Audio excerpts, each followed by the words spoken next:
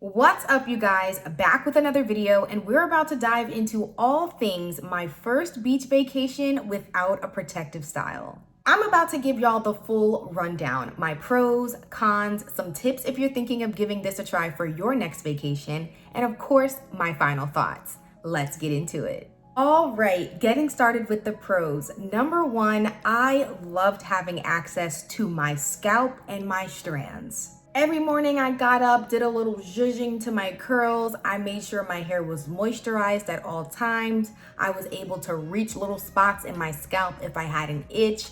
It was great. I loved it, seriously. Number two, low investment vacation prep.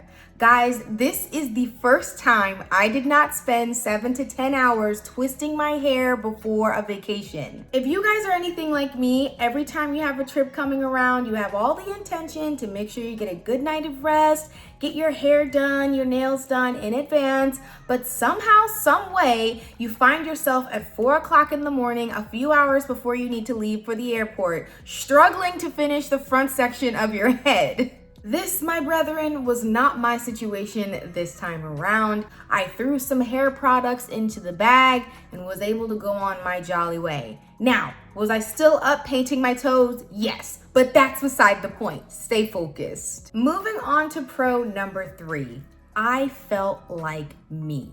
One thing I disliked about our last vacation was that I felt all my outfits and pictures would have looked better with my traditional signature fro. Don't get me wrong, the twists are always cute, but they're not a regular part of my hair routine. So when I wear them, I do feel different. It's me, but it's not me, if you feel me.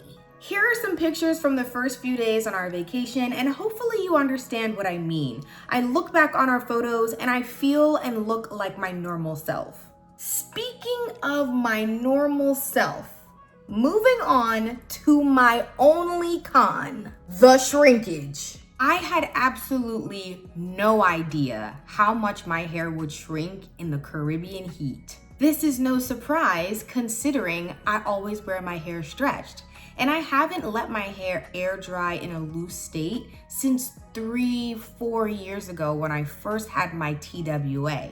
Little did I know, 3 years later, with my hair more than twice as long, would look the same exact way in a shrunken state. I'ma shoot it to you straight, we had a 6-day trip. By day 3, my hair was completely shrunken. It took me day 3, day 4, and day 5 to get over the utter shock of how short my hair appeared to be. No lie, we were on our way home and people at Passport Patrol were like, "Oh, you cut your hair," looking at my passport. And I'm like, "No, it just shrunk." And I want to clarify something. Yes, I was in shock because it was different.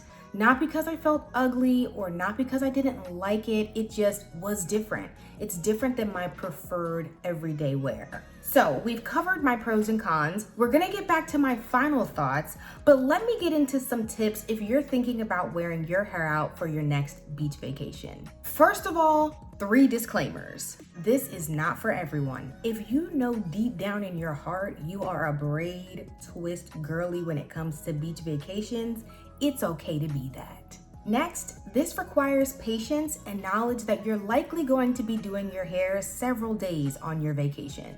I'm someone that wears my hair out majority of the time, so I don't get tired of doing it. I enjoy it.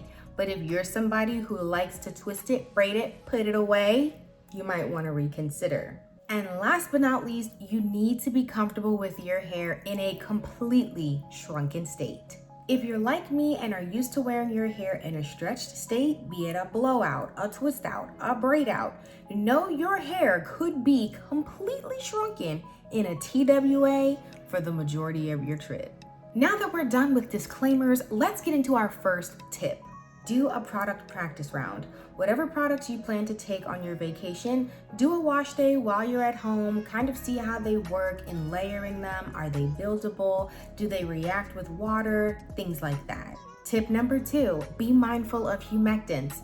Glycerin, honey, aloe vera juice are 3 major ones to name a few. Tip number 3, go with what you know. If you got a brand new product sitting in your stash, you haven't used it before, but you're looking to see how it works, that's not the one to take with you on vacation. My advice is to stick with the products you know your hair likes and you've had successful wash days with before. Tip number 4, expect the unexpected. So yes, that means shrinkage, but it also means rain, sand, needing to wash your hair, dryness, frizziness. All of those things are factors, people. And tip number 5, be mindful of your luggage weight. Traveling with your hair out means you're more inclined to have to check a bag because you might need to take leave-in conditioner, shampoo, cream, and oil, and sometimes it's hard to get all of those into a travel size container. When you're taking full-size containers for multiple steps in your wash day routine, that can add up. So y'all, we've made it through the pros, the cons, the disclaimers, and the tips. Now for my final thoughts. Would I do it again? No.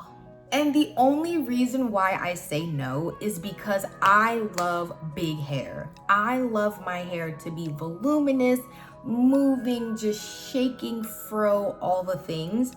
I love my natural curls. I love my shrinkage, but baby, it was a lot of shrinkage. Don't get me wrong now, I can do some shrinkage, but not all shrinkage. With that being said though, I absolutely could do it again. Now I know what to expect. It wasn't a heavy lift as far as doing my hair. It actually was pretty easy being in a humid climate. My hair was moisturized the whole time, but just dealing with that amount of shrinkage wasn't really my thing. But what I will say is that if you're somebody who already rocks out with the traditional wash and go, wherein you wash your hair, add some products, and let it air dry, this could really be your jam because it was actually pretty easy day to day. Another thing I'll say is, even though I've realized that it's not necessarily for me, I don't have to go one or the other. Meaning just because I don't want to wear my hair in the traditional twists and braids that are individual, they get super wet and heavy, it doesn't mean that I can't go with a more simplified protective style that's maybe cornrows or just having something braided out of my face. So that's it, y'all. All things my first beach vacation without a protective style. I hope you enjoyed watching this video and found it to be helpful.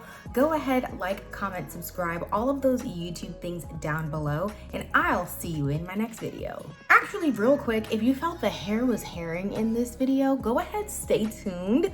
Maybe little post notifications if you're nasty, because I'm gonna tell you guys about what I used to achieve this post-vacation fluffy, voluminous, moisturized hair. I needed to get back, you feel me? I need to get back on my get back. So yeah, I'm really excited to tell you guys what I used to achieve this look.